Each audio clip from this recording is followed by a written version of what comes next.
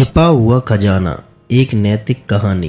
एक गांव में एक मोहन नाम का एक किसान अपनी पत्नी और 4 लड़कों के साथ रहता था। मोहन खेतों में मेहनत करके अपने परिवार का पेट पालता था, लेकिन उसके चारों लड़के आलसी थे और वह कभी भी खेतों में काम करने नहीं जाते थे। जो गांव में वैसे ही इधर उधर घूमते रहते थे। एक दिन मोहन ने अपनी पत्नी से कहा कि अभी तो मैं खेतों में काम कर रहा हूँ, लेकिन मेरे बाद इन लड़कों का क्या होगा? इन्होंने तो कभी मेहनत भी नहीं करी, ये तो कभी खेत में भी नहीं गए। मोहन की पत्नी ने कहा कि धीरे धीरे ये भी काम करने लगेंगे। समय बीतता गया और मोहन के लड़के कोई काम नहीं करते थे। एक बार मोहन बहुत बीमार पड़ गया। वह काफी दिनों तक बीमार ही रहा।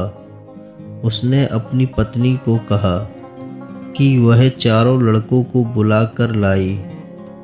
उसकी पत्नी चारों लड़कों को बुलाकर लाई।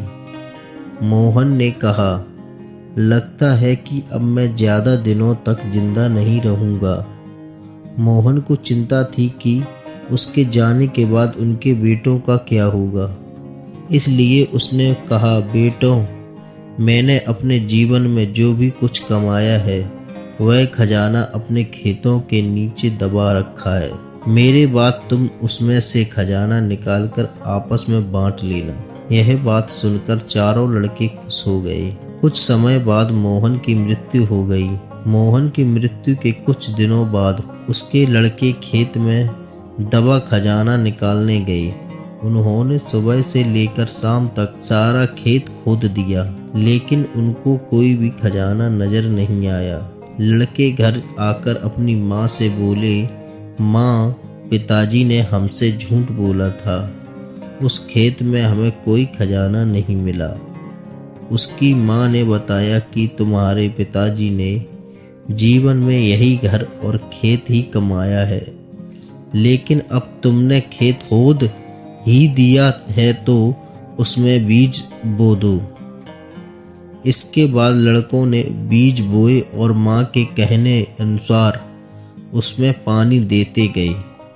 कुछ समय बाद फसल पककर तैयार हो गई, जिसको बेचकर लड़कों को अच्छा मुनाफा हुआ, जिसे लेकर वह अपनी माँ के पास पहुँचे। माँ ने कहा कि तुम्हारी मेहनत ही असली खजाना है। यही तुम्हारे पिताजी आपको समझाना चाहते थे।